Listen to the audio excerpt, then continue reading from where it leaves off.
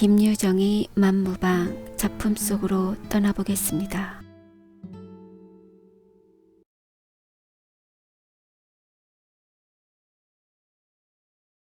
산골에 가을은 무르노 같다. 아름드리 노송은 삑삑히 늘어 박혔다.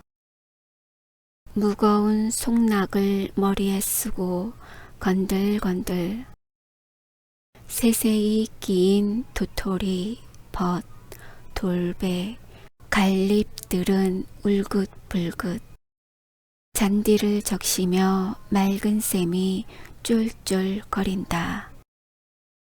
산토끼 두 놈은 한가로이 마주 앉아 그 물을 할짝거리고 이따금 정신이 나는 듯 가랑잎은 부수수하고 떨린다. 산산한 산들바람, 귀여운 들국화는 그 품에 새뜩새뜩 넘논다. 흙내와 함께 향긋한 당김이 코를 찌른다. 요놈은 쌀이버섯, 요놈은 잎썩은내, 또 요놈은 송이. 아니 가시넝쿨 속에 숨은 박하풀 냄새로군. 응치리는 뒷짐을 딱 쥐고 어정어정 논인다. 유유히 다리를 옮겨 놓으며 이 나무 저 나무 사이로 호화든다. 코는 공중에서 벌렸다 오므렸다 연신 이러며 훅훅 구붓한 한 송목 밑에 이르자 그는 발을 멈춘다. 이번에는 지면에 코를 야치 갖다 대고 한 바퀴 빙 남을 끼고 돌았다. 아하, 요놈이로군. 썩은 솔잎에 덮여 흙이 봉긋이 돋아 올랐다. 그는 손가락을 꾸짖으며 정성스레 살살 헤쳐본다. 과연 귀여운 송이 망할 녀석, 조금만 더 나오지. 그걸 뚝 따들고 뒷짐을 지고 다시 어실렁어실렁. 가끔 선 하품은 터진다. 그럴 적마다 두 팔을 떡 벌리곤 먼 하늘을 바라보고 늘어지게도 기지개를 느린다. 때는 한창 바쁠 추수 때이다. 농근치고 송이파적 나올 놈은 생겨나도 않았으리라. 하나 그는 꼭 해야만 할 일이 없었다. 싶으면 하고 말면 말고 그저 그뿐. 그러함에는 먹을 것이 덜어 있느냐면 있기는커녕 부쳐 먹을 농토조차 없는 계집도 없고 자식도 없고. 방은 이때야 남의 겹방이요 잠은 새우잠이요. 하지만 오늘 아침만 해도 한 친구가 찾아와서 별을 털 텐데 일 좀 와 해달라는 걸 마다하였다. 몇 푼 바람에 그까짓 걸 누가 하느냐 보다는 송이가 좋았다. 왜냐면 이 땅 3천리 강산에 느려 놓인 곡식이 말짱 네 것이람. 먼저 먹는 놈이 임자 아니냐. 먹다 걸릴 만치 그토록 양식을 쌓아두고 일이 다 무슨 난장 맞을 일이람. 걸리지 않도록 먹을 궁리나 할 게지. 하기는 그도 한 3번이나 걸려서 구매밥으로 사관을 틀었다. 마는 결국 제 밥상 위에 올라앉은 제 목도 자칫하면 먹다 걸리긴 매일 반. 올라갈수록 덤불은 우겄다. 머루며 달에 칙 게다 이름 모를 잡초.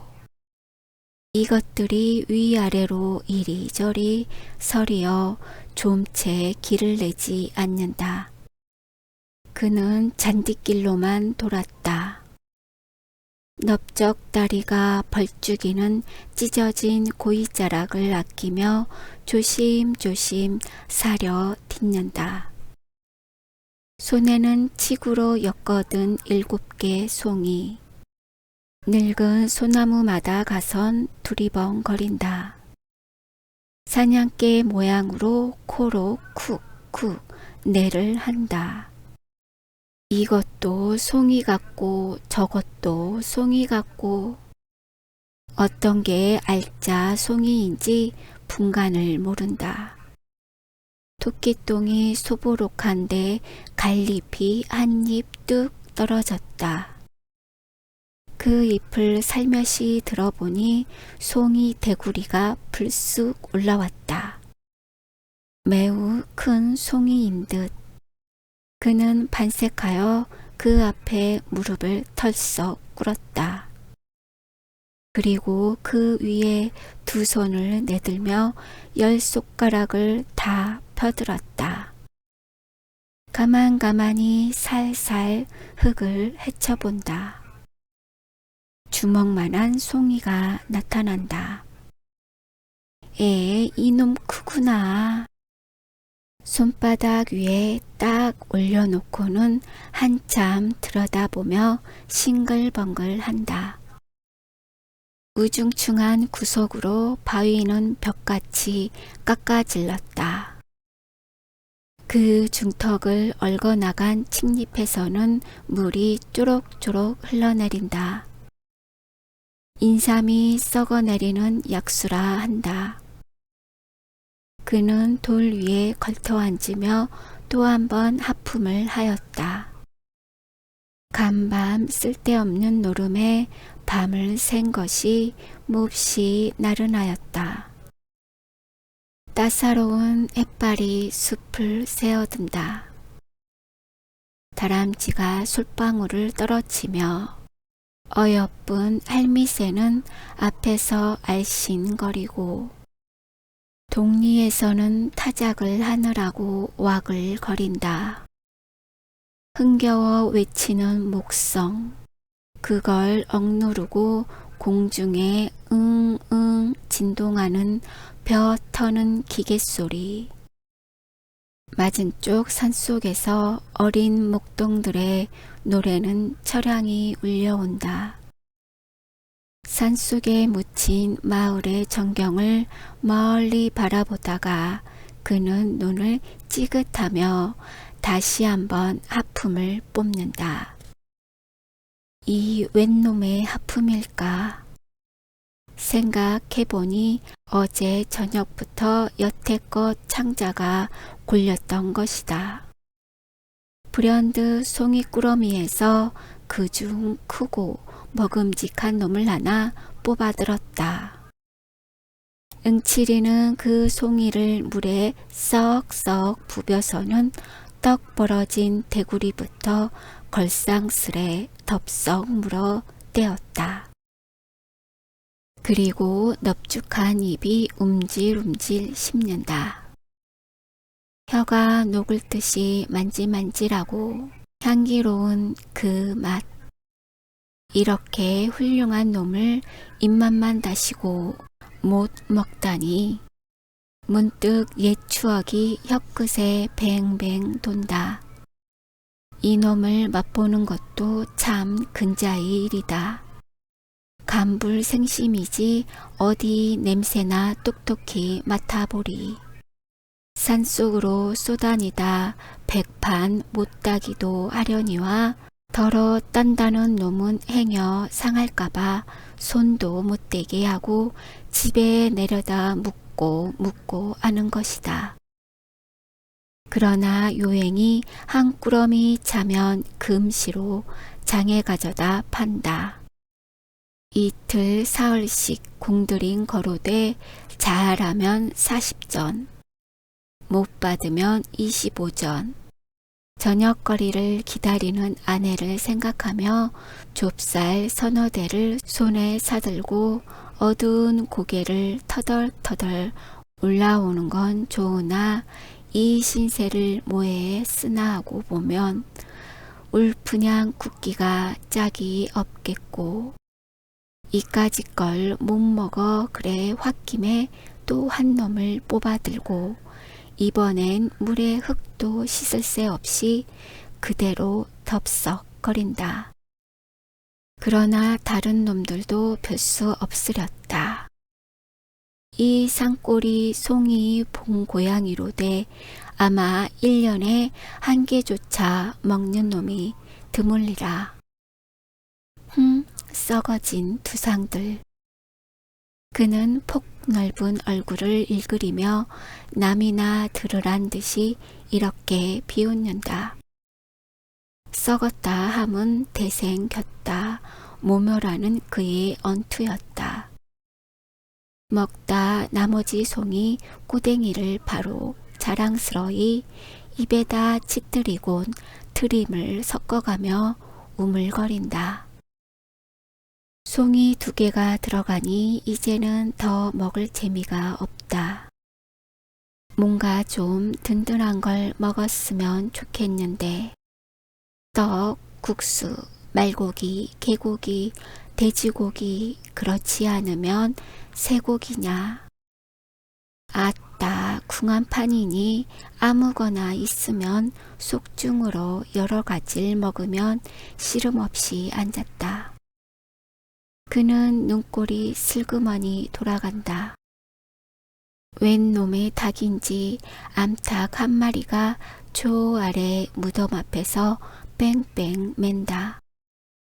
골골거리며 감도는 걸 보매 아마 알짜리를 보는 맥이라. 그는 돌에서 궁뎅이를 들었다.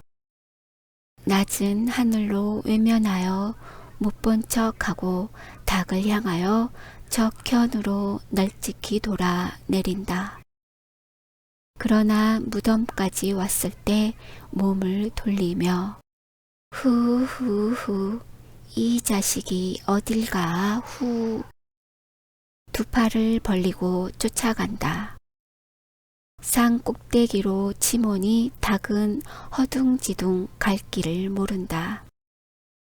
요리 맡긴 조리 맡긴 꼬끄댁거리며 속만 태울 뿐.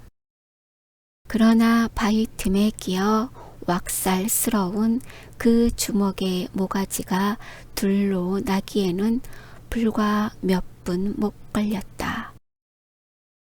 그는 으슥한 숲속으로 찾아들었다. 닭의 껍질을 홀랑 까고서 2 다리를 들고 찢으니 배창이 옆구리로 꿰진다.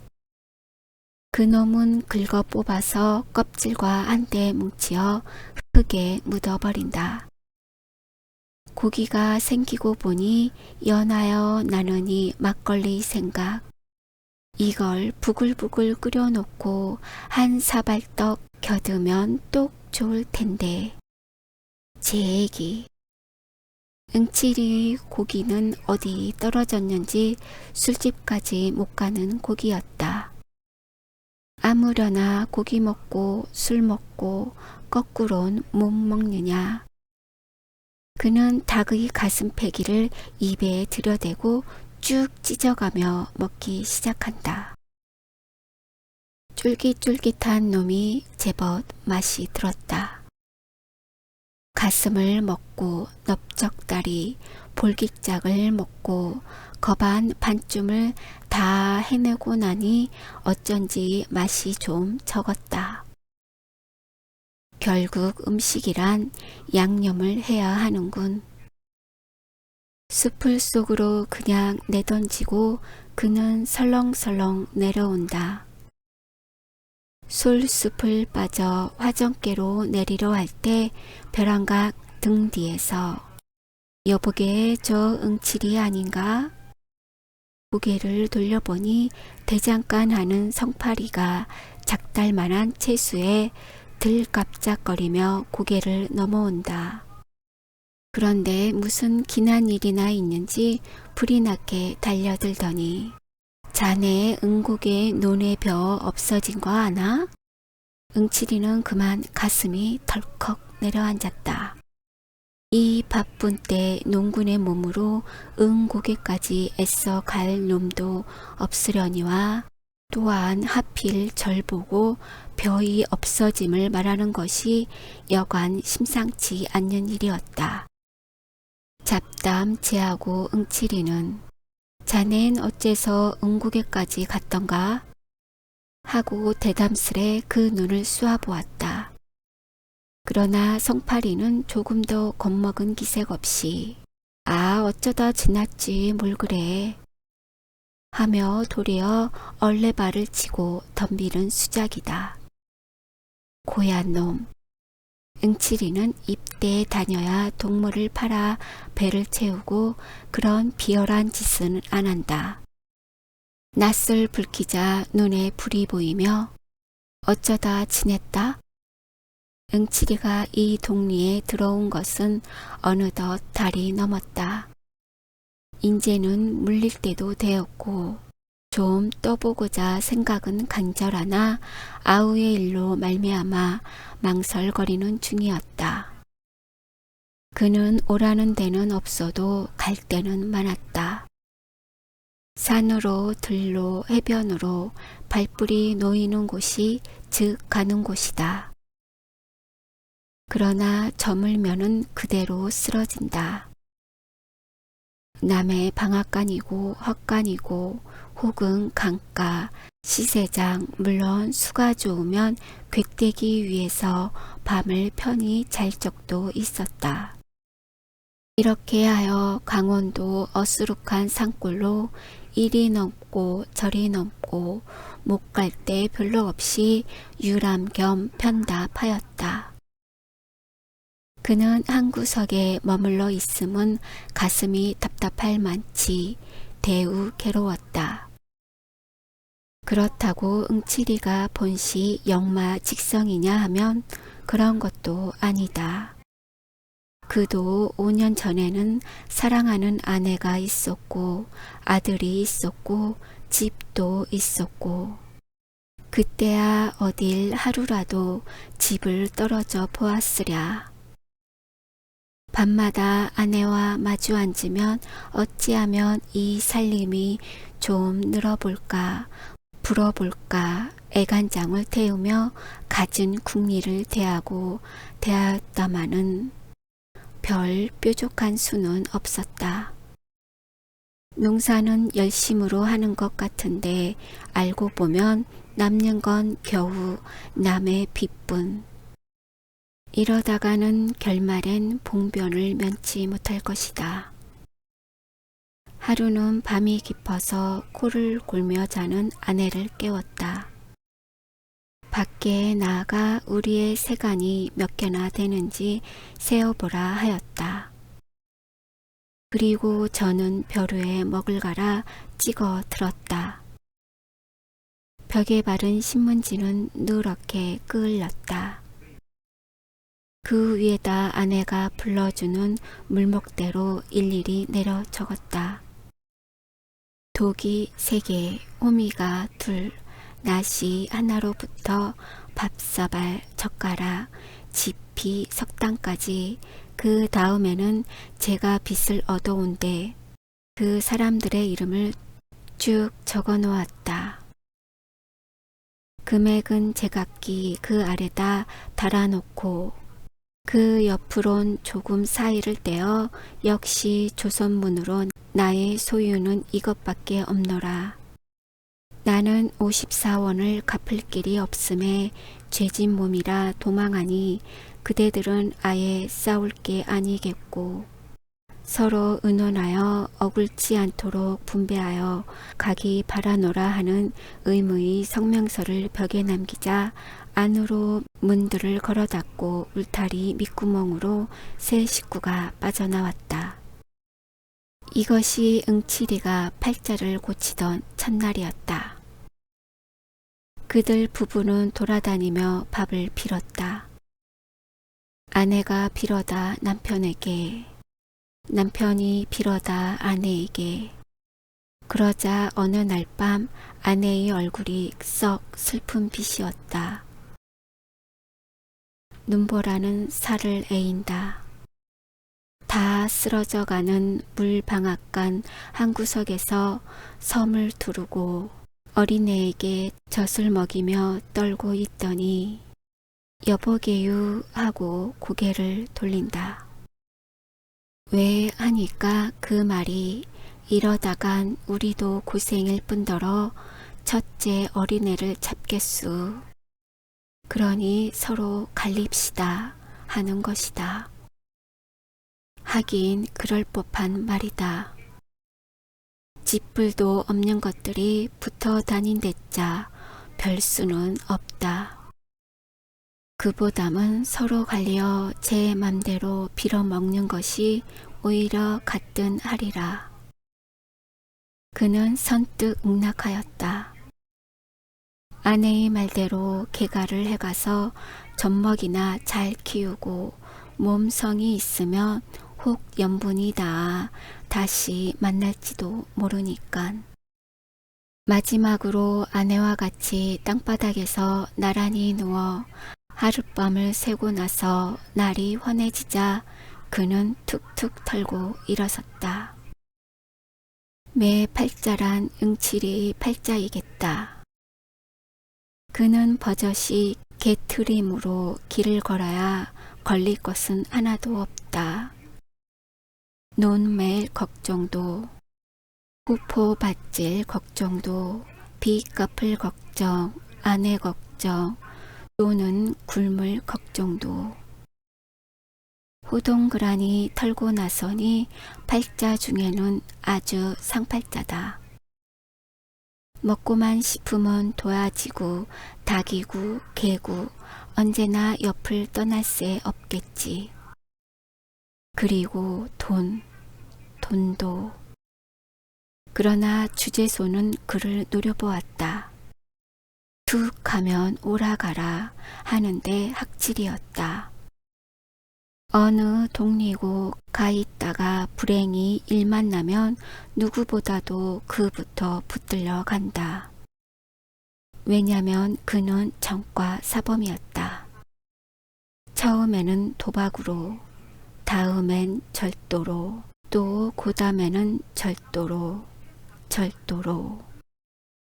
그러나 이번 멀리 아우를 방문함은 생활이 궁하여 근대로 왔다거나 혹은 일을 해보러 온 것은 결코 아니었다. 혈족이라곤 단 하나의 동생이요. 또한 오래 못 본지라 때없이 그리웠다. 그래 모처럼 찾아온 것이 뜻밖의 덜컥 이를 만났다. 지금까지 논의 벼가 서 있다면 그것은 성한 사람의 짓이라 안 할 것이다. 응호는 응곡의 논의 벼를 여태 베지 않았다. 물론 응호가 베어야 할 것이다. 누가 듣던지 그 형 응칠이를 먼저 의심하리라. 그럼 여기에 따르는 모든 책임을 응칠이가 혼자 지지 않으면 안 될 것이다. 응호는 진실한 농군이었다. 나이 31로 무던히 철났다 하고 동리에서 쳐주는 모범 청년이었다. 그런데 별을 베지 않는다. 남은 다들 걷어들였고 털기까지 하련만 그는 뵐 생각조차 않는 것이다. 지주라든 혹은 그에게 장리를 놓은 김참판이든 뻔질 찾아와 별을 베라 독촉하였다. 얼른 털어서 낼 건 내야지 하면 그 대답은 계집이 죽게 됐는데 벼는 다 뭐지우? 하고 한결같이 내뱉는 소리뿐이었다. 하기는 응호의 아내가 지금 기지 사경임에 틈은 없었다 하더라도 돈이 놀아서 약을 못 쓰는 이 판이니 진시 벼라도 털어야 할 것이다. 그러면 왜 안 털었던가? 그것은 작년 응호와 같이 지주문전에서 타작을 하던 친구라면 묻지는 않으리라. 한 해 동안 애를 졸이며 홀자식 모양으로 알뜰히 가꾸던 그 별을 걷어들임은 기쁨에 틀림없었다. 꾹득 새벽부터 앳앳하며 괴로움을 모른다. 그러나 캄캄하도록 털고 나서 지주에게 도지를 제하고 장리쌀을 제하고 색초를 제하고 보니 남는 것은 등줄기를 흐르는 식은땀이 있을 따름. 그것은 슬프다 하기보다 끝없이 부끄러웠다. 같이 털어주던 동무들이 뻔히 보고 섰는데 빈 지게로 덜렁거리며 집으로 돌아오는 건 진정 열적기 짝이 없는 노릇이었다. 참다 못해 응호는 눈에 눈물이 흘렀던 것이다. 가뜩한데 엎치고 덮치더라고 올해는 고나마 흉작이었다. 쇳바람과 비의 벼는 깨깨 비틀렸다. 이놈을 가을하다간 먹을 게 남지 않음은 물론이요. 빚도 다 못 가릴 모양. 에라 빌어먹을. 건어들끼리 캐다 먹든 말든 멋대로 하여라. 하고 내던져 두지 않을 수 없다. 별을 거뒀다고 말만 나면 빚쟁이들은 우 몰려들 거니깐. 응칠의 제목은 여기에서도 또렷이 드러난다. 국으로 가만만 있었더면 좋은 걸 이 사품에 뛰어들어 지주의 뺨을 제법 갈긴 것이 응칠이었다. 처음에야 그럴 작정이 아니었다. 그는 여러 곳 물을 마시니 많지 어지간히 속이 튄 건달이었다. 지주를 만나 까놓고 썩 좋은 소리로 의논하였다. 올 농사는 반실이니 도지도 좀 감해주는 게 어떠냐고. 그러나 지주는 아무 말 없이 고개를 모로 흔들었다. 정 이러면 하여튼 1년 품은 빼야 할 테니 나는 그 논에다 불을 지르겠수 하여도 잠잠코 응치 않는다. 지주로 보면 자기로도 그 벼는 넉넉히 걷어들일 수는 있다마는 한번 버릇을 잘못 해놓으면 어느 자기까지 행실을 벌일까 염려하여 겉으로 독촉만 하고 있는 터이었다. 실상이야 곳까지 볕좀 있어도 고만 없어도 고만. 그 심보를 눈치채고 응칠이는 화를 벌컥 낸 것만은 좋으나 저도 모르게 대뜸 주먹밤이 들어갔던 것이다. 이렇게 문제 중에 있는 벼인데 귀신의 노름 같은 병괴가 생겼다. 다시 말하면 벼가 없어졌다. 그것도 병들어 쓰러진 쭉정이는 제쳐놓고 무얼로 그랬는지 알짱 이상만 따갔다. 그 면적으로 어림하면 아마 못돼도 한 댓말 가량은 될련지. 응칠이가 아침 일찍이 그 논깨로 논일자 이걸 발견하고 기가 막혔다. 누굴 성가시게 굴려고 그러는지. 산속에 파묻힌 논이라 아직은 본 사람이 없는 모양 같다. 하나 동리에 이 소문이 퍼지기만 하면 저는 어느 모로든 혐의를 받아 패는 조이 입어야 될 것이다. 응칠이는 송이도 송이려니와 실상은 궁리에 바빴다. 속중으로 지목 갈 만한 놈을 여러 들어보았으나 이렇다 찍을 만한 증거가 없다. 어쩌면 재성이나 성팔이 이 둘 중에 지실이라 하고 결국 이렇게 생각던 것도 응칠이가 아니면 안 될 것이다. 원수는 외나무 다리에서 만났다. 응칠이는 저희 짐작이 들어맞음을 알고 당장에 이를 낼 듯이 성파리의 눈을 들이노렸다.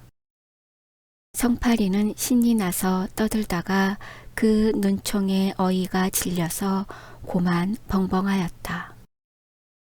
그리고 얼굴이 애쑥하여 마주대고 쳐다보더니 그래 자네 왜 그렇게 노하나?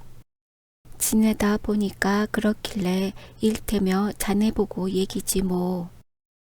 하고 뒷갈망을 못하여 우물쭈물한다. 노하긴 누가 노해? 응칠이는 뻥팅걷던 몸에 좀 더 힘을 올리며 응고개를 어째 갔더냔 말이지? 놀러 갔다 오는 길인데 우연히. 놀러 갔다. 거기가 노는 덴가? 글쎄 그렇게까지 물을 게 뭔가. 난 응곡이 아니라 서울은 못 갈 사람인가. 하다가 성파리는 속이 타는지 코로 후웅 하고 날숨을 길게 뿜는다. 이렇게 나오는 데는 더 물을 필요가 없었다. 성팔이란 놈도 여간내기가 아니요.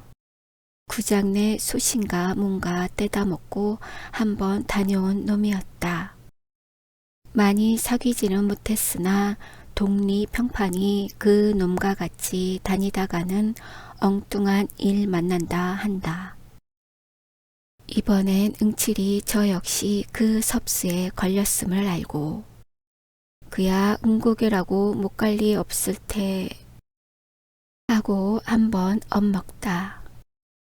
그러나 자네도 알다시피 거 어디야 거기 바로 길이 있다든지 사람 사는 동리라면 홍 모른다 하지만은 성한 사람이야 응고개에 물 먹으러 가나. 그렇지 자네야 심심하니까 하고 앞을 꽉 눌러 등을 떠본다. 여기에는 대답 없고 성파리는 덤덤히 쳐다만 본다. 무엇을 생각했는가 한참 있더니 호주머니에서 단풍갑을 꺼낸다. 우선 제가 한 개를 물고 또 한 대를 뽑아 내대며 관련 하나 피우게 매우 듬직한 낯을 해보인다. 이놈이 이에 밝기가 몹시 밝은 성팔이다. 턱없이 관련 하나라도 선심을 쓸 괄자가 아니리라. 생각은 하였으나 그렇다고 이에까지 부르대는 건 도리어 저희 처지가 불리하다. 그것은 짜장 그 손에 넘는 짓이니 아 웬 관련은 이래? 하고 슬쩍 눈치며 성냥 있겠나? 일부러 불까지 거대게 하였다. 응칠이에게 액을 떠넘기어 이용하려는 그 야심을 생각하면 곧 달려들어 다리를 꺾어놔야 옳을 것이다.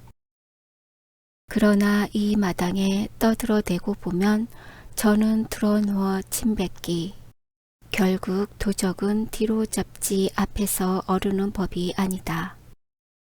동리에 소문이 퍼질 것만 두려워하며 여보게 자네가 했건 내가 했건간 하고 과연 정다이 그 등을 툭 치고 나서 우리 둘만 알고 동리에 말을 낼지 말게 하다가 성파리가 이 말에 매우 놀라며 눈을 말똥말똥 뜨니 그까지 볕 좀 먹으면 어떤가 하고 껄껄 웃어버린다. 성파리는 한굽 접히어 말문이 메었는지 어떨하여 입맛만 다신다. 아예 말은 내지 말게 응 알지? 하고 다시 다질 때야 겨우 주저주저 입을 열어 내야 무슨 말을 내겠나? 하고 조금 사이를 떼어 또 내야 무슨 말을 그건 염려 말게 하더니 비실비실 몸을 돌려 저 갈 길을 내걷는다. 그러나 저 앞 고개까지 가는 동안에 2번이나 돌아다 보며 이쪽을 살피고 한 것만은 사실이었다. 응치리는 그 꼴을 이윽히 바라보고 입안으로 죽일 놈 하였다. 아무리 도적이라도 같은 동료에게 죄를 넘겨 씌우려 함은 도저히 의리가 아니다. 그건 그렇다 치고 응호가 더 탁하지 않는가. 기껏 힘들어 지어놓았다 남 좋은 일 한 것을 안다면 눈이 뒤집힐 일이겠다. 이래서야 어디 이웃을 믿어 보겠는가. 확적히 증거만 있어 이놈을 잡으면 대번에 요조를 내리라 결심하고 응치리는 침을 탁 뱉어 던지고 산을 내려온다. 그런데 그놈의 행티로 가는 보면 응칠이 저만치는 때가 못 벗은 도적이다. 어느 미친놈이 논두렁에까지 가세를 들고 오는가. 격식도 모르는 풍둥이가 그러려면 바로 조 낯가리나 수수 낯가리 말이지. 그 속에 들어앉아 가위로 속닥거려야 들킬 리도 없고 일도 편하고 2포대고 3포대고 마음껏 딸 수도 있다. 그러나 틈 보고 집으로 나르면 그만이지만 누가 논의 벼를 다.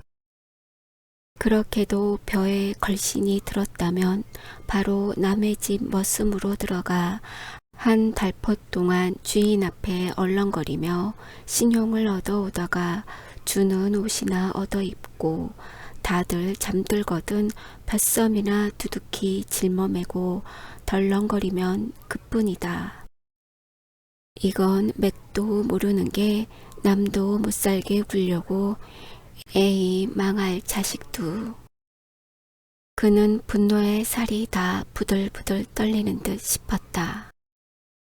그러나 이런 좀 도적이란 봉이 나기 전에는 바짝 물고 덤비는 법이었다. 오늘 밤에는 요놈을 지켰다 꼭 붙들어가지고 정강이를 분질러 놓으리라. 밥을 먹고는 태연히 막걸리 한 사발을 껄떡껄떡 들이켜자.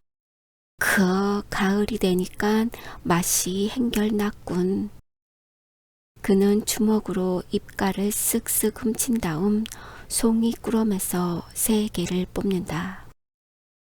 그리고 그걸 괄키같이 마른 주막 할머니 손에 내어주며 예수 송이나 잡수게유 하고 술값을 치렀으나 아이 송이도 고놈 참. 간사를 피우는 것이 겉으로는 반기는 척하면서도 좀 시쁜 모양이다. 제따는 한 개에 3전씩 치더라도 9전밖에 안 되니깐. 응치리는 쓸맛이 화가 나서 그 얼굴을 유심히 들여다보았다. 움푹 들어간 볼때기에 저건 또 왜 저리 멋없이 붉어졌는지. 툭 나온 광대뼈하고 치마 아래로 남실거리는 발가락은 자칫 잘못 보면 황새 발목이니 이건 언제 잡아 가려고 남겨두는 거야. 보면 볼수록 하나 이쁜 데가 없다. 1~2번 먹은 것도 아니요. 언젠가 울타리께 풀을 베어주고 술 4발이나 얻어먹은 적도 있었다. 그렇게 야멸치게 따질 건 뭔가. 그는 눈살을 흘깃 맞히고는 하나를 더 꺼내어 예수 또 하나 잡수게유. 내던져 주곤 대돌의 가래침을 탁 뱉었다. 그제야 식성이 좀 풀리는지 그 가축으로 웃으며 아이고 이거 자꾸 주면 어떻게 해? 어떡하긴 자꾸 살찌게요.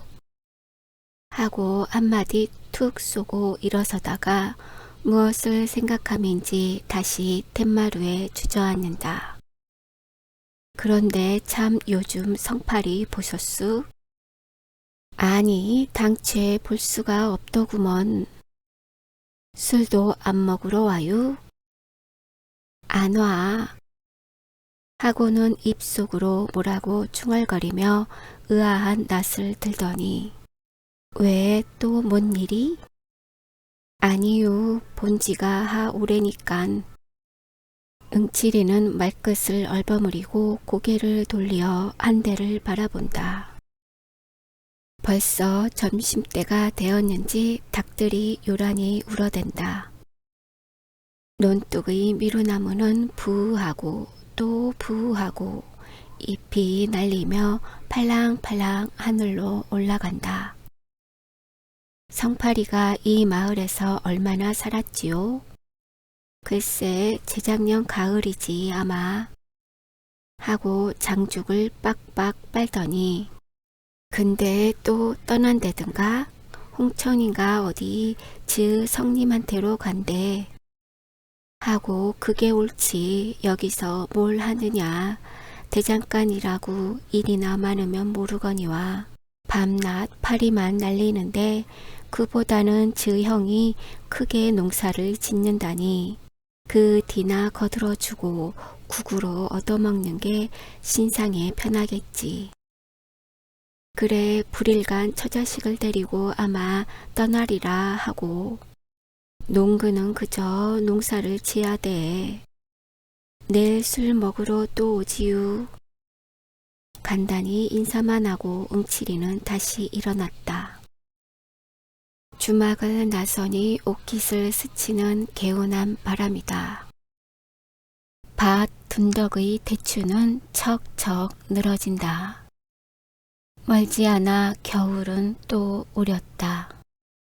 그는 응호의 집을 바라보며 그간 죽었는지 궁금하였다. 응호는 봉당에 걸터 앉았다. 그 앞 화로에는 약이 바글바글 끓는다. 그는 정신없이 들여다보고 앉았다. 우중충한 방에서는 아내의 가쁜 숨소리가 들린다. 쌕쌕 하다가 아이구 하고는 까무러지게 콜록거린다. 가래가 치밀어 몹시 괴로운 모양. 뽑아줄 사이가 없이 풀들은 뜰에 엉켰다. 흙이 드러난 지붕에서 망초가 휘영청 바람은 가끔 찾아와 쌀이 문을 흔든다. 그럴 적마다 문은 을씨년스럽게 삐꺽삐꺽.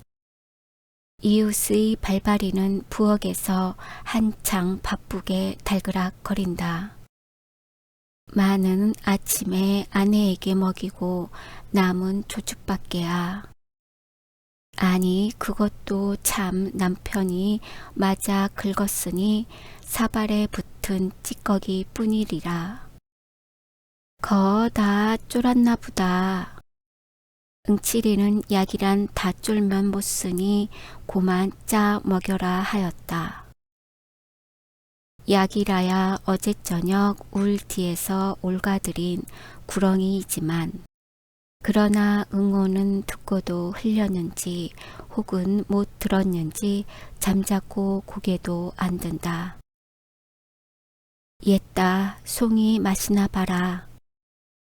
하고 형이 손을 내밀재야 겨우 시선을 들었으나 술이 건한 그 얼굴을 거북살스레 흩어본다.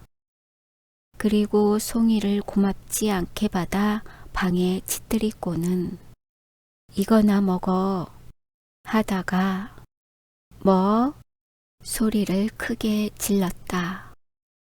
그래도 잘 들리지 않으므로 뭐야 좀 똑똑히 하라니깐 하고 골피를 찌푸린다.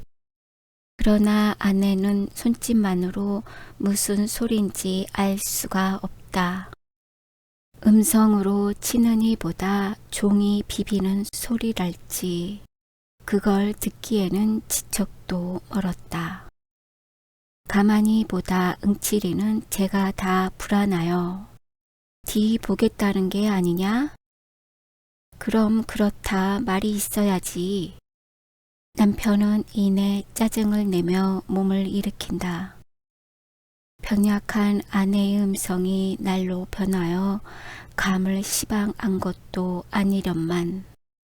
그는 방바닥에 늘어져 꼬치꼬치 마른 반 송장을 조심히 일으키어 등에 업었다. 울박 반머리에 잿가는 놓였다. 머리가 눌릴 만치 납작한 굴속이다. 게다 거미줄은 예제없이 엉키었다. 부춧돌 위에 내려놓으니 아내는 벽을 의지하여 웅크리고 앉는다. 그리고 남편은 눈을 멀뚱멀뚱 뜨고 지키고 섰는 것이다. 이 꼴들을 멀거니 바라보다 응치리는 맞득지 않게 코를 휑 풀며 입맛을 다시었다. 응어의 짓이 어리석고 우라가 터져서이다. 요즘 응어가 형에게 잘 말도 않고 왜 어딱 삐딱하는지 그 속은 응치리도 모르는 바 아닐 것이다. 응어가 이 아내를 찾아올 때 꼭 3년간을 머슴을 살았다. 그처럼 먹고 싶던 술 한 잔 못 먹었고 그처럼 침을 삼키던 그 개고기 한 매 물론 못 샀다. 그리고 사경을 받는 대로 꼭꼭 장리를 놓았으니 후일 선체로 썼던 것이다. 이렇게까지 근사를 모아 얻은 계집이련만 단 2해가 못 가서 이 꼴이 되고 말았다. 그러나 이 병이 무슨 병인지 도시 모른다. 의원에게 한 번이라도 변번이 뵈본 적이 없다. 혹 안다는 사람의 말인즉 내점이니 어렵다 하였다. 돈만 있으면야 내점이고 연병이고 알바가 못될 거로되 사날전 거리로 쫓아 나오며 성님 하고 팔을 챌 적에는 응어도 어지간히 급한 모양이었다. 왜?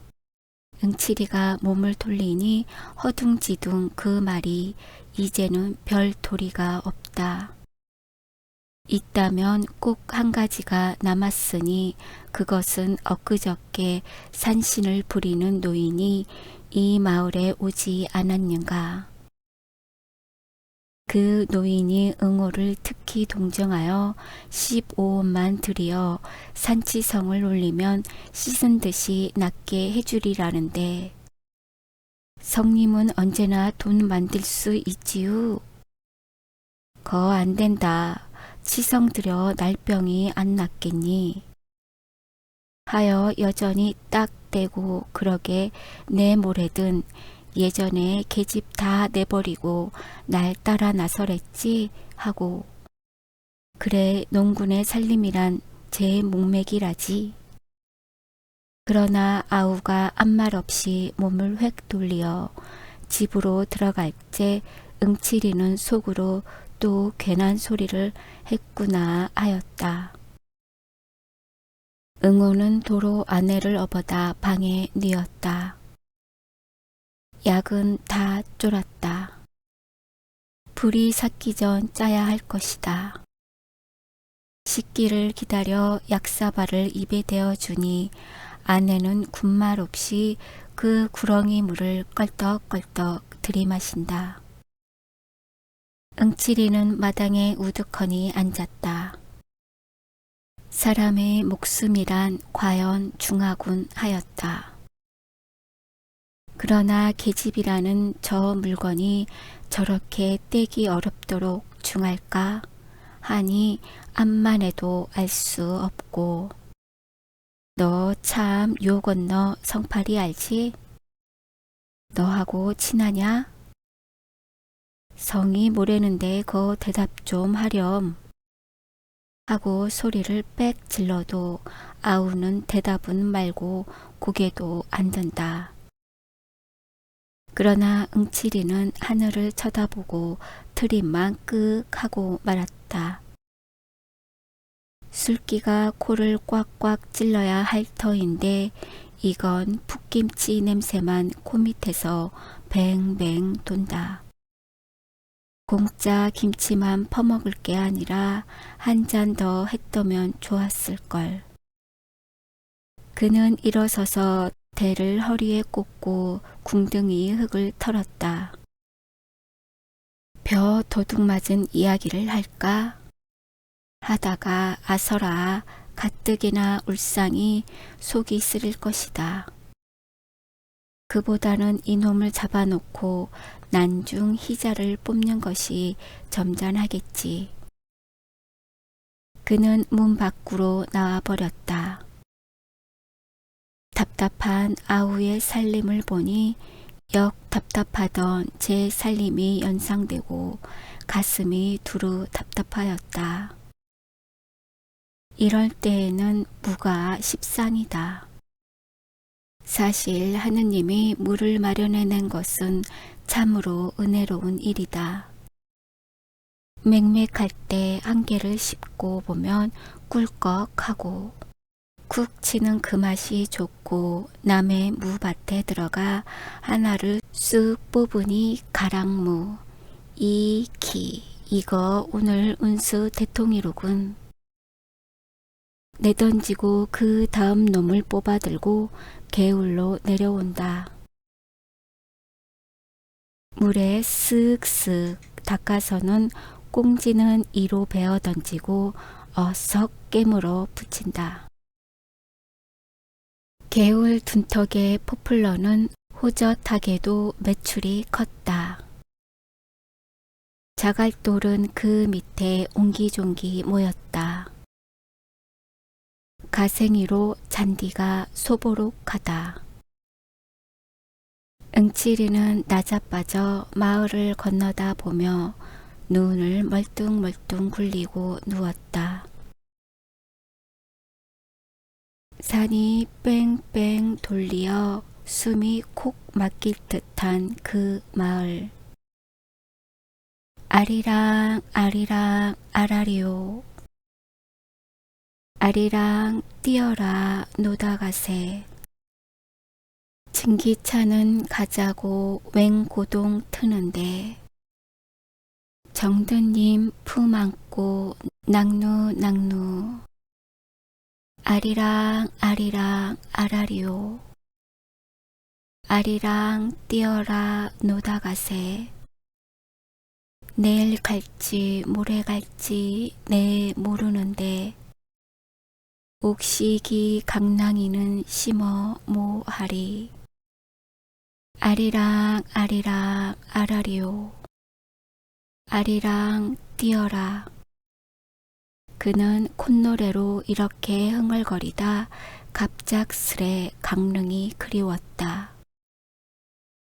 펄펄 뛰는 생선이 좋고 아침 햇살이 비끼어 힘차게 출렁거리는 그 물결이 좋고 이까지 둠 구석에서 쪼돌리는데 대단히.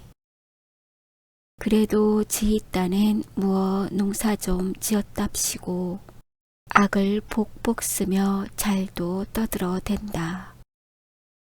하지만 그런 중에도 어디인가 형언치 못할 쓸쓸함이 떠돌지 않는 것도 아니다. 30여 년 전 술을 빚어놓고 쇠를 울리고 흥에 질리어 어깨춤을 덩실거리고 이러던 가을과는 저 딴쪽이다. 가을이 오면 기쁨에 넘쳐야 될 시골이 점점 살기만 뛰어오면 웬일인고. 이렇게 보면 재작년 가을 어느 밤 산중에서 낫으로 사람을 찌겨 죽인 강도가 문득 머리에 떠오른다. 장을 보고 오는 농군을 농군이 죽였다. 그것도 만이나 되었으면 모르되 빼앗은 것이 한껏 동전 냇잎에 수수 7대 게다가 흔적이 탄로날까 하여 낫으로 그 얼굴의 껍질을 벗기고 조기 대강이 이기듯 끔찍하게 남기고 조긴 망난이다. 흉악한 자식. 그 알량한 돈 사전에 나 같으면 가여워 덧돈을 주고라도 왔으리라. 이번 놈은 그따위 깍닦기나 안 일는지 할 때 찬 김과 아울러 치미는 소름에 머리끝이 다 쭈뼛하였다. 그간 아우의 농사를 대신 돌봐주기에 이럭저럭 날이 늦었다. 오늘 밤에는 이놈을 다리를 꺾어놓고 내일쯤은 봐서 설렁설렁 뜨는 것이 옳은 일이겠다. 이 산을 넘을까 저 산을 넘을까 주절거리며 속으로 점을 치다가 슬그머니 코를 골아 올린다. 밤이 내리니 만물은 고요히 잠이 든다. 검푸른 하늘에 산봉우리는 울퉁불퉁 물결을 치고 흐릿한 눈으로 별은 떴다. 그러다 구름대가 몰려 닥치면 깜깜한 절벽이 된다. 또한 마을 한복판에는 거친 바람이 오락가락 쓸쓸히 쿵굴고 이따금 코를 찌르는 후련한 산사내음새. 부쪽 산 밑 미루나무에 쌓여 주막이 있는데 유달리 불이 반짝인다. 노새 노새 젊어서 놀아. 노랫소리는 나직나직 한 산이 흘러온다. 아마 별을 뒷심대고 외상이리라. 응치리는 잠자코 벌떡 일어나 바깥으로 나섰다. 그리고 다 나와서야 그 집 친구에게 눈치를 안 채이도록 네 잠깐 다녀옴세. 어딜 가나? 친구는 웬 영문을 몰라서 뻔히 쳐다보다 밤이 이렇게 늦었으니 나갈 생각 말고 어여 이리 들어와 자라 하였다. 기껏 둘이 앉아서 개코 짖고 떠들다가 갑자기 일어서니까 꽤 이상한 모양이었다. 건넌 마을 가 담배 한 봉 사올라구. 담배 여기 있는데 또 사 뭐하나? 친구는 호주머니에서 굳이 연봉을 꺼내어 손에 들어 보이더니 이리 들어와 섬이나 좀 쳐주게. 아, 참 깜빡 하고 응치리는 미안스러운 낯으로 뒤통수를 극적극적한다. 하기는 섬을 좀 쳐달라고 며칠째 당부하는 걸 노름에 몸이 팔려 그만 잊고 했던 것이다.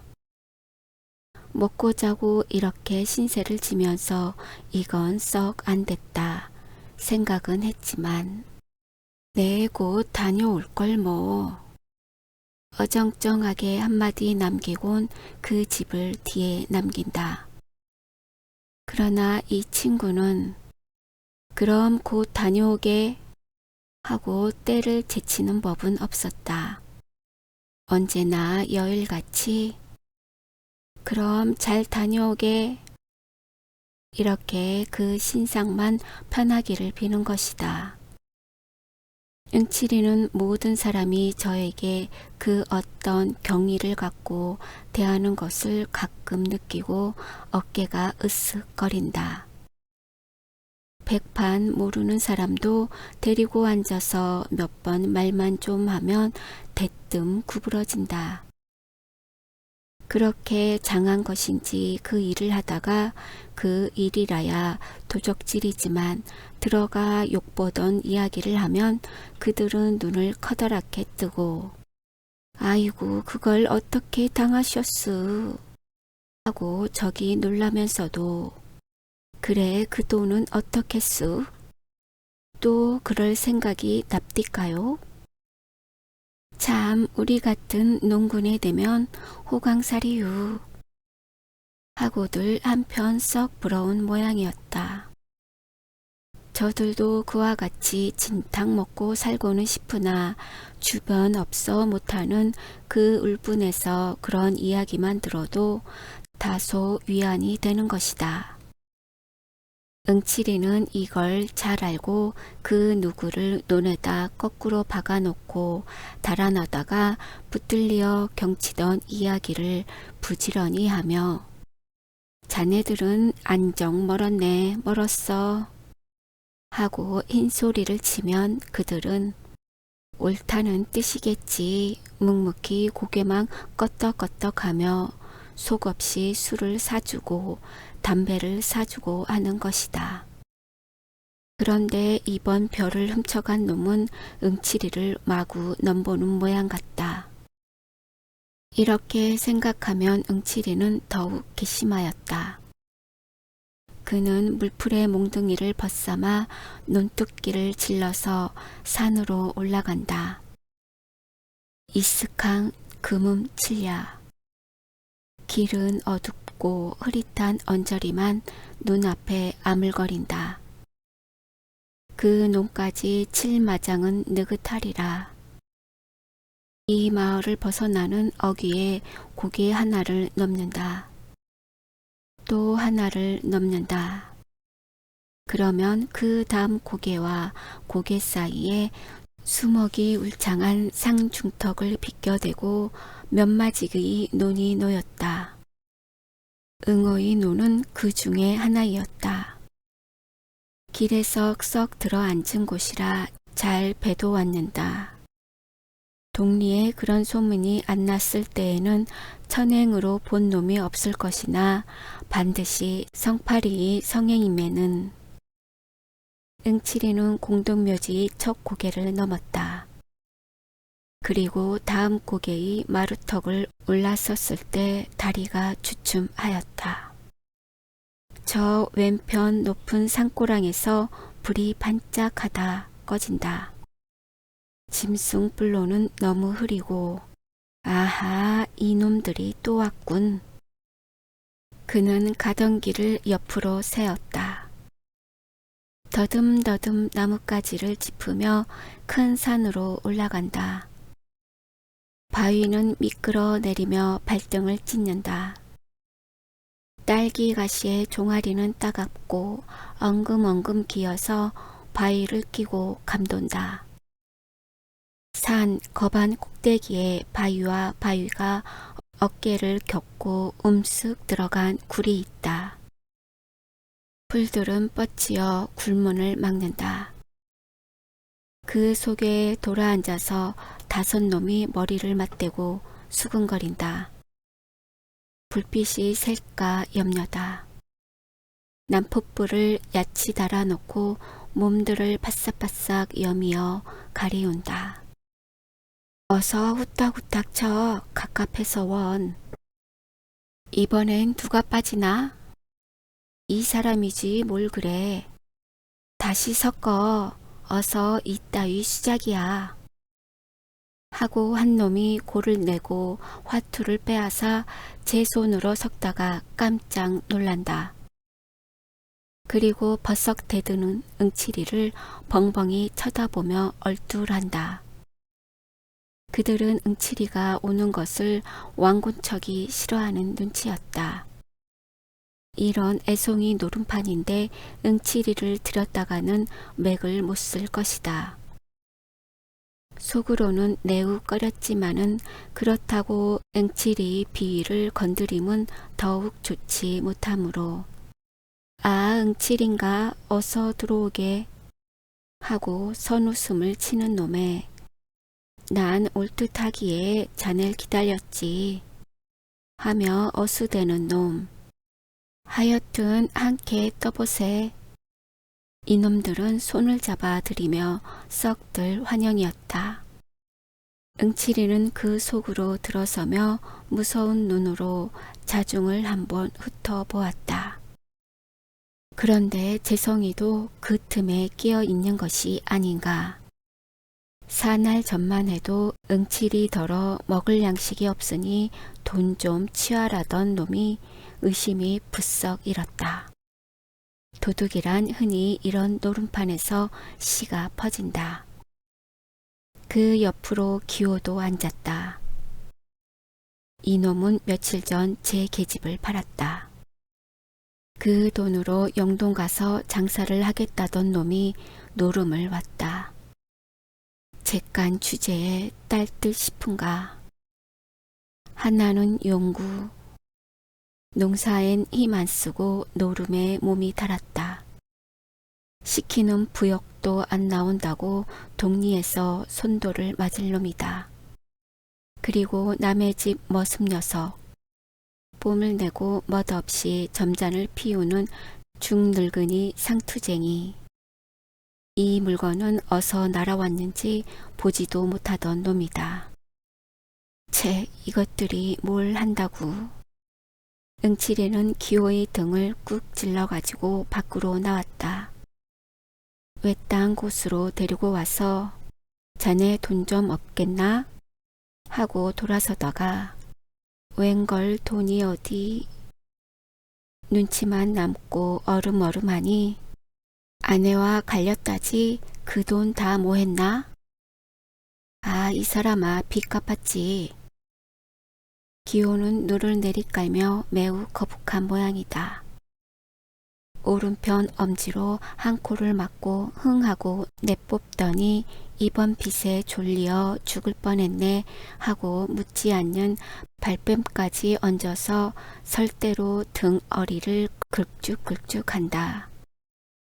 그러나 응칠이는 속으로 이놈 하였다.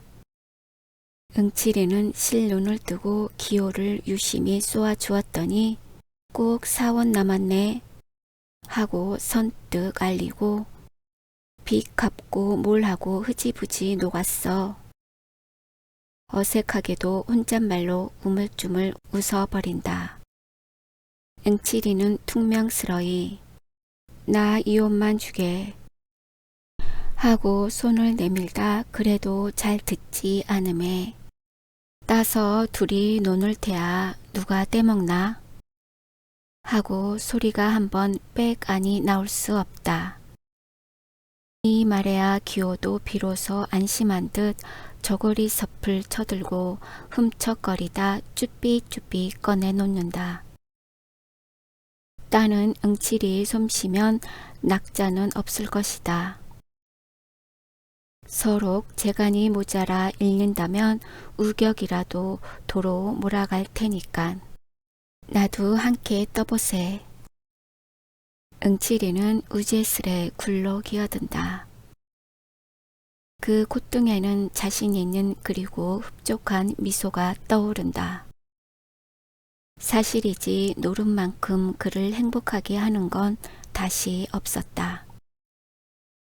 슬프다가도 화투나 투전장을 손에 들면 공연스레 어깨가 으쓱거리고 아무리 일이 바빠도 노름판은 옆에 못 두고 지난다.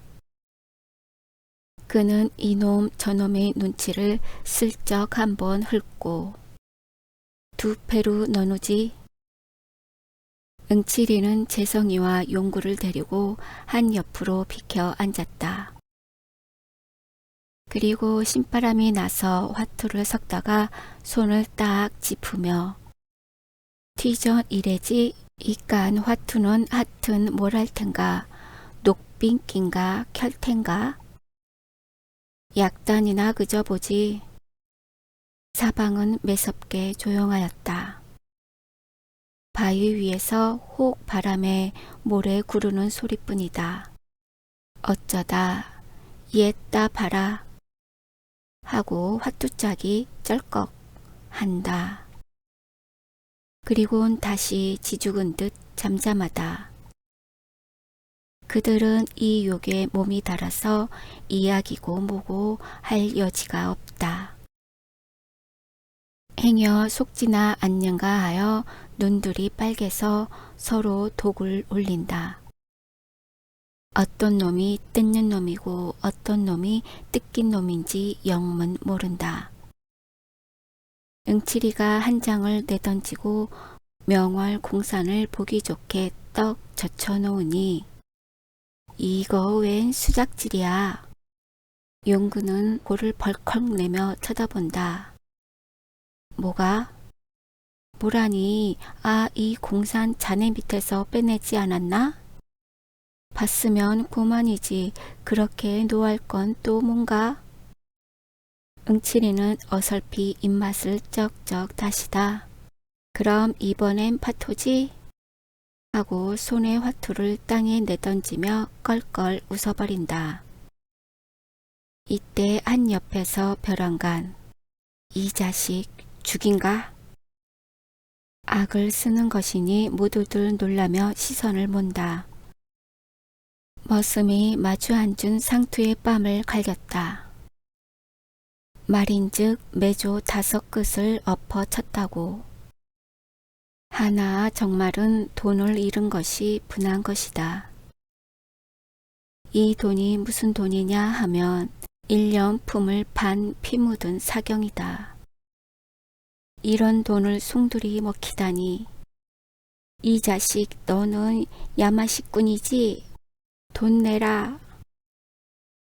멱살을 훔켜잡고 다시 2번을 때린다. 이놈이 왜 이러누? 어른을 몰라보고. 상투는 책상 다리를 잡숫고 허리를 쓱 펴더니 점잖이 호령한다. 자식벌 되는 놈에게 뺨을 맞는 건 말이 좀 덜 된다. 약이 올라서 곧 이를 칠 듯이 엉덩이를 번쩍 들었으나 그러나 그대로 주저앉고 말았다. 악에 바짝 받친 놈을 건드렸다가는 결국 이쪽이 손해다. 더럽단 듯이 허허 웃고 버릇 없는 놈 다 받고 하고 꾸짖는 것은 잘 됐으나 기어이 어이쿠 하고 그 자리에 푹 엎으러진다. 이마가 터져서 피가 흘렀다. 어느 틈엔가 돌멩이가 날아와 이마의 가죽을 터친 것이다. 응칠이는 싱글거리며 굴을 나섰다. 공연스레 쑥스럽게 일이나 벌어지면 성가신 노릇이다. 그리고 돈 100이나 될 줄 알았더니 다 봐야 한 40원 될까 말까. 그걸 바라고 어느 놈이 앉았는가. 그가 딴 것은 본 밑을 알라 9원하고 80전이다. 기호에게 5원을 내주고 자 반이 넘네. 자네 계집 잃고 돈 잃고 호강이겠네. 농담으로 비웃어 던지고는 숲속으로 설렁설렁 내려온다. 여보게 자네에게 청이 있네. 재성이 목이 말라서 바득바득 따라온다. 그 청이란 묻지 않아도 알 수 있었다. 저에게 돈을 다 빼앗기곤 구문이겠지. 시치미를 딱 떼고 나갈 길만 걷는다. 여보게 응칠이 내 말 좀 들어. 그제는 팔을 잡아 낚으며 살려달라 한다. 돈을 좀 늘릴까 하고 벼 10마를 팔아 해보았더니 다 잃었다고. 당장 먹을 게 없어 죽을 지경이니 노름 미천이나 하게 몇 푼 달라는 것이다. 그러나 벼를 털었으면 그저 먹을 것이지 어줍잖게 노름은.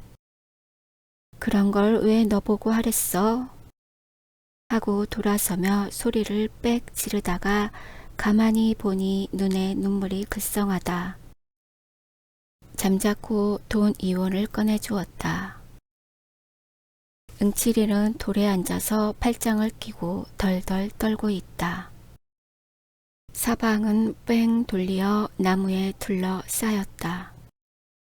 거무튀튀한 그 형상이 헐없이 무슨 도깨비 같다. 바람이 불 적마다 샤 하고 샤 하고 음축맞게 건들거린다. 어느 때에는 짹짹 하고 목을 따는지 비명도 울린다. 그는 가끔 뒤를 돌아보았다. 별일은 없을 줄 아나 혹 뭐가 덤벼들지도 모른다. 선앙당은 등 뒤다. 족제비인지 뭔지 요동통에 돌이 무너지며 바스락바스락 한다. 그 소리가 묘하 등줄기를 쭉 긁는다. 어두운 꿈속이다. 하늘에서 이슬은 내려 옷깃을 축인다. 공포러니와 냉기로 하여 좀채로 견딜 수가 없었다. 산골은 산시까지도 추웠으렸다. 아들 낳아달라고 떡 갖다 바칠 이 없을 테니까.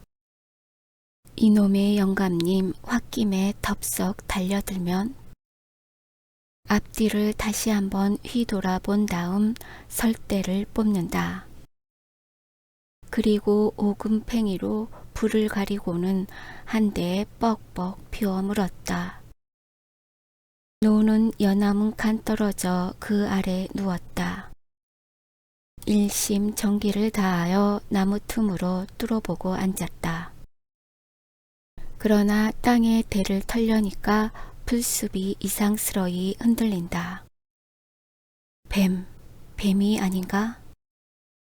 10월 뱀이라니 물리면 고만이다. 자리를 옮겨 앉으며 손으로 입을 막고 하품을 터친다. 아마 두어 시간은 더 넘었으리라. 이놈이 필연코 올 텐데 안 오니 또 무슨 좋아할까? 이 짓이란 소문이 나기 전에 한 번 더 와보는 것이 원칙이다. 잠을 못 자서 눈이 뻑뻑한 것이 제 물에 슬금슬금 감긴다. 이를 악물고 눈을 딥쓰며 이번에는 허리가 노글거린다. 속은 쓰리고 골치는 때리고 불꽃 같은 노기가 불끈 일어서 몸을 옥죄인다. 이놈의 다리를 못 꺾어놔도 애비 없는 후레자식이겠다. 닭들이 새 회를 운다. 멀리 산을 넘어오는 그 음량이 퍽은 서글프다. 큰 비를 몰아드는지 검은 구름이 잔뜩 낀다. 하긴 지금도 빗방울이 뚝뚝 떨어진다. 그때 논둑에서 희끄무레한 헛기비 같은 것이 얼씬거린다. 정신을 바짝 차렸다. 영락 없이 성팔이, 재성이 그들 중에 한 놈이리라. 이 고생을 시키는 그놈. 이가 푹푹 깔리고 어깨가 다 씩씩거린다. 몽둥이를 잔뜩 우려잡았다.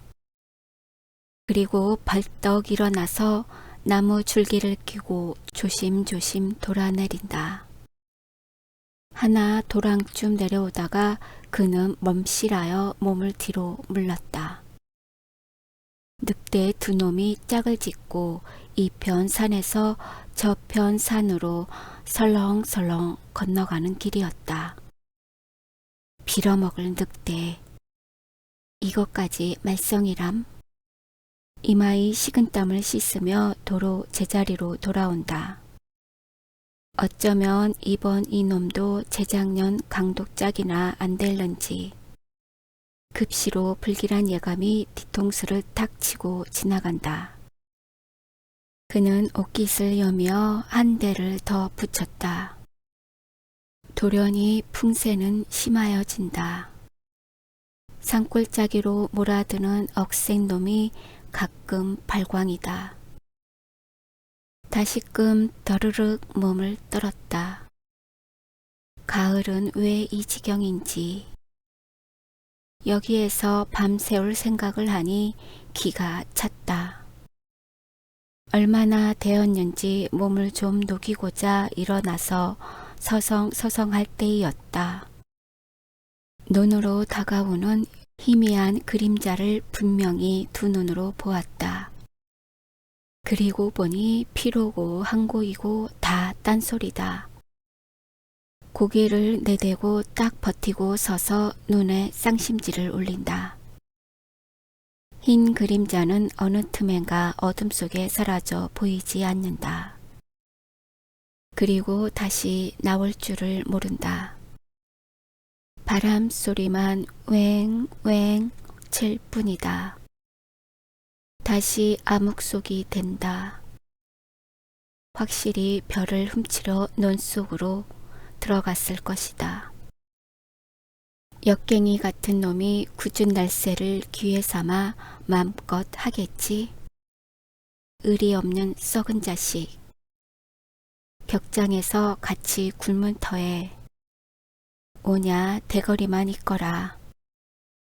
이를 한번 부드득 갈아붙이고 차츰차츰 논께로 내려온다. 응치리는 논께로 바트키 내려서서 소나무에 몸을 착 붙였다. 섣불리 서둘다간 남의 횡액을 입을지도 모른다. 다 훔쳐가지고 나올 때만 기다린다. 몸뚱이는 잔뜩 힘을 올린다. 한 식경쯤 지났을까? 도적은 다시 나타난다. 논뚱에 머리만 내놓고 사면을 두리번거리더니 그제야 기어 나온다. 얼굴에는 눈만 내놓고 수건인지 뭔지 헝겊이 가리었다. 보찜을 등에 짊어매고는 허리를 굽으시 뺑손을 놓는다. 그러자 응치리가 날쌔게 달려들며 이 자식 남의 별을 훔쳐가니? 하고 대포처럼 고함을 지르니 논뚝으로 그대로 떼굴떼굴 굴러서 떨어진다. 얼결에 호되게 놀란 모양이다. 응치리는 덤벼들어 우선 허리깨를 내려 조겼다. 어이 쿠쿠쿠 하고 처참한 비명이다. 이 소리에 귀가 번쩍 뛰어서 그 고개를 들고 팔부터 벗겨 보았다. 그러나 너무나 어이가 없었음인지 시선을 지켜오며 그 자리에 우두망찰한다. 그것은 무서운 침묵이었다. 살뚱맞는 바람만 공중에서 북새를 논다. 한참을 신음하다 도적은 일어나더니 성냥까지 이렇게 목살게 굵기유? 제법 눈을 부라리며 몸을 획 돌린다. 그리고 느끼며 울음이 복받친다. 보찜도 내버린 채 내 거 내가 먹는데 누가 뭐래 하고 대퉁스러이 내뱉고는 비틀비틀 논 저쪽으로 없어진다. 형은 너무 꿈속 같아서 멍하니 섰을 뿐이다. 그러다 얼마 지나서 한 손으로 그 보찜을 들어본다. 가뿐하니 끽 말기웃이나 들는지. 이까짓 걸 요렇게까지 해가려는 그 심정은 실로 알 수 없다. 별을 논에다 도로 털어버렸다. 그리고 아내의 치마이겠지 검은 보자기를 척척해서 들었다. 내 걸 내가 먹는다. 그야 이를 말이랴.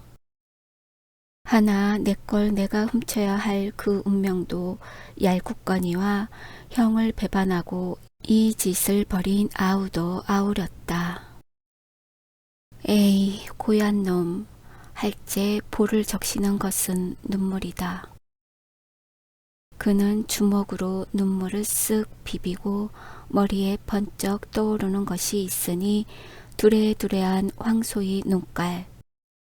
시오리를 남쪽 산으로 들어가면 어느 집 바깥들에 밤마다 늘 매어있는 투실투실한 그 황소. 아무렇게 따지든 70원은 갈데 없으리라. 그는 불이 나게 아우의 뒤를 밟았다. 공동묘지까지 거번 왔을 때에야 가까스로 만났다. 아우의 등을 탁 치며 얘 좋은 수 있다. 네 원대로 돈을 해줄게. 나하고 잠깐 다녀오자. 씩씩한 어조로 기쁘도록 달랬다. 그러나 아우는 입 하나 열려 하지 않고 그대로 실축하였다. 뿐만 아니라 어깨 위에 올려놓은 형의 손을 부질없단 듯이 몸으로 털어버린다. 그리고 삑 달아난다. 이걸 보니 엄청나고 기가 콱 막히었다. 이놈아 하고 악에바치어 명색이 성이라며. 대뜸 몽둥이는 들어가 그 볼기짝을 후려갈겼다. 아우는 모로 몸을 꺾더니 시납으로 찌그러진다. 뒤 미쳐 앞정강이를 때리고 등을 팼다. 일어나지 못할 만치 매는 내리었다. 체면을 불구하고 땅에 엎드려 엉엉 울도록 매는 내리었다. 홧김에 하긴 했으되 그 꼴을 보니 또한 마음이 편할 수 없다. 침을 퇴 뱉어 던지곤 팔자 드신 놈이 그저 그렇지 별 수 있나? 쓰러진 아우를 일으켜 등에 업고 일어섰다. 언제나 철이 날는지 딱한 일이었다. 속 썩는 한숨을 후하고 내뿜는다. 그리고 어청어청 고개를 묵묵히 내려온다.